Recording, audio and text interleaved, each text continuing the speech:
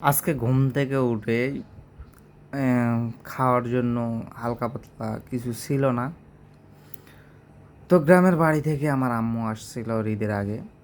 তো সেই ঐতিহ্যবাহী পাঁপড়, আলুর পাঁপড়, তারপরে থালি পাঁপড়। যারা গ্রাম অঞ্চলে বেড়ে উঠছেন ছোট থেকে তারা হয়তো চিনবেন এগুলা। অনেক সুস্বাদু এবং মজাদার খাবার। তো ঘুম থেকে উঠে চিন্তা করলাম এগুলো একটু খাই। পাশের সেমাই। তো এই ফাঁফড়গুলো আমরা মাহফিল হইতো বা আমাদের ওখানে শোভা বলে বা জালসা বলে। তো আমরা ওখানে গেলে এই দুইটা জিনিস, হয় এই থালি পাঁপড় নাহলে আলুর পাঁপড়, এই দুইটা জিনিস বাধ্যতামূলক খাইতেই হবে।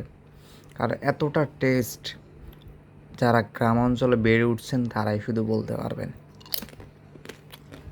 তো অবশ্যই কে কে এই জিনিসগুলো মিস করেন অবশ্যই কমেন্টে জানাবেন।